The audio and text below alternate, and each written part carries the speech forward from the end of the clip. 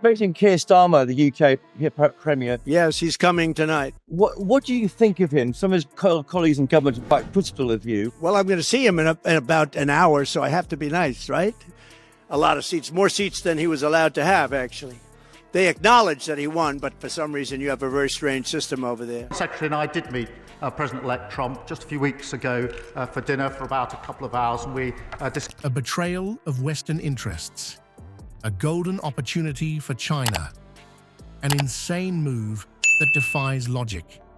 These are just some of the reactions pouring in from Trump's camp as Keir Starmer forges ahead with his Chagos Islands plan. But amidst the outrage and dire warnings, a crucial question emerges. Is Starmer really gambling with national security, or is he taking a principled stand against historical injustice? As the controversy unfolds, we'll examine the evidence, dissect the arguments, and let you decide whether Starmer's move is truly insane or surprisingly shrewd. Before we move on, I'd like to ask you a small favor. If you appreciate this content, please take a second to like this video and subscribe to the channel. Over 98% of you watch the videos without subscribing. It costs you nothing, but it makes a huge difference to us. So, did you click the subscribe button? Great. Thank you so much. Now back to the video. Keir Starmer's decision to push forward with negotiations over the Chagos Islands has sparked a fierce debate about morality, national security, and the UK's place on the world stage. At the heart of this controversy lies a complex history, stretching back decades. Who are you with? GB News in the UK. Okay, good. But would you rather Nigel Farage had a bigger role? Well, I think Nigel is great. I mean, I've known him for a long time. He had a great election, too. Picked up, it's very early, but he's popular, and I'll be seeing him, and I'll send you regards. discussed a number of issues of global significance. It was a very constructive exercise. One that intertwines colonial legacy with modern geopolitical interests. The Chagos Islands, a remote archipelago in the Indian Ocean, might seem an unlikely flashpoint for international tensions. Yet these islands represent a stark moral dilemma for the UK government. Between 1965 and 1973, the entire population of Chagosians was forcibly removed from their homeland to make way for a US military base on Diego Garcia. This base has since become a crucial strategic asset for Western interests in the region, playing a pivotal role in operations across the Middle East and in combating piracy in the Indian Ocean. For years, the UK has clung to its control over the Chagos Islands, defying international pressure to return them to Mauritius. The International Court of Justice ruled in 2019 that the UK should end its administration of the islands, a decision that has been largely ignored by successive British governments. UN resolutions have echoed this sentiment, calling for the return of the archipelago to Mauritius and emphasizing the need to address the historical injustices faced by the Chagosians. Enter Keir Starmer, who seems determined to break this deadlock. His push to transfer sovereignty to Mauritius has been met with a mixture of praise and alarm. Supporters see it as a long overdue step towards righting a historical wrong, a chance for the UK to confront its colonial past and make amends. Critics, however, warn of dire consequences for national security and the special relationship with the United States. The dilemma facing Starmer is a classic example of the tension between moral imperatives and political pragmatism. On one hand, there's a clear ethical argument for returning the islands to their rightful inhabitants and respecting international law.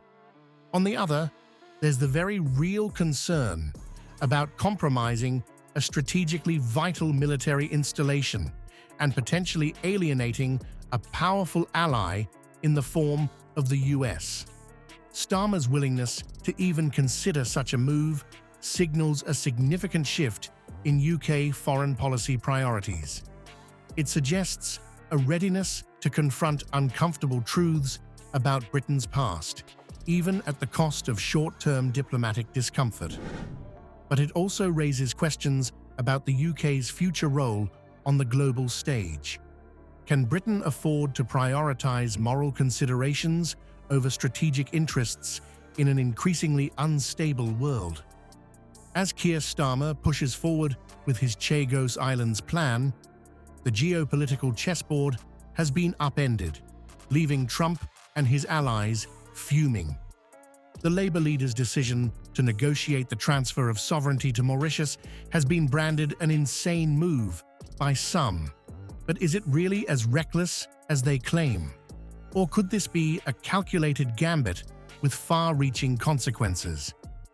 Trump's camp isn't mincing words. Marco Rubio, the former Secretary of State, has voiced serious concerns about the agreement, warning that it would provide an opportunity for Communist China to gain valuable intelligence on our naval support facility in Mauritius. This isn't just about a few remote islands in the Indian Ocean. It's about the balance of power in a region critical to global trade and security. The US military base on Diego Garcia has been a linchpin of Western strategy for decades. It's played a crucial role in operations across the Middle East and in combating piracy. Now, with Starmer's negotiations threatening to reshape the status quo, alarm bells are ringing in Washington. The fear is palpable. Could this decision compromise Western security interests and open the door for Chinese influence to creep into a strategically vital area? But there's more at stake than just military strategy. The economic implications are staggering. Reports suggest a potential £9 billion lease agreement is on the table, with Mauritius pushing for even more. This isn't just about righting historical wrongs. It's about cold, hard cash and the shifting sands of global economic power. As the dust settles on Starmer's announcement, questions are swirling about the future of the special relationship between the UK and the US. How will this decision impact the long-standing alliance between the two nations? With Trump potentially returning to the White House, could we see a major transatlantic rift developing? The Downing Street statement on the negotiations cryptically referenced malign influence, echoing warnings from Trump's administration about China's growing presence in the Indian Ocean. But here's the real kicker. Is Starmer's move actually a shrewd attempt to preempt and manage this influence, rather than a naive concession? Critics argue that Starmer is gambling with national security, potentially compromising crucial intelligence-gathering capabilities. But supporters see this as a long-overdue step towards addressing the UK's colonial legacy and respecting international law.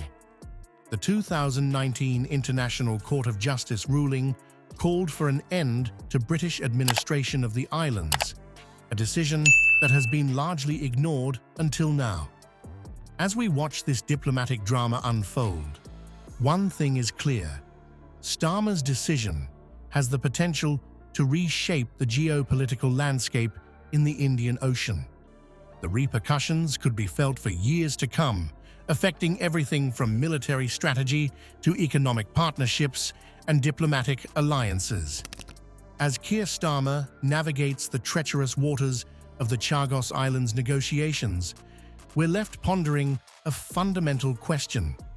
Can moral leadership truly coexist with the harsh realities of global politics? Starmer's decision forces us to confront the uncomfortable tension between righting historical wrongs and safeguarding national interests. It's a gambit that could redefine not just UK-US relations, but the very nature of international diplomacy. In the coming months, we'll witness whether Starmer's move was a masterstroke of principled politics or a grave miscalculation. The stakes couldn't be higher, with the potential to reshape the balance of power in a critical region. As this drama unfolds, one thing is certain. The world is watching, and the repercussions will be felt far beyond the shores of these remote islands.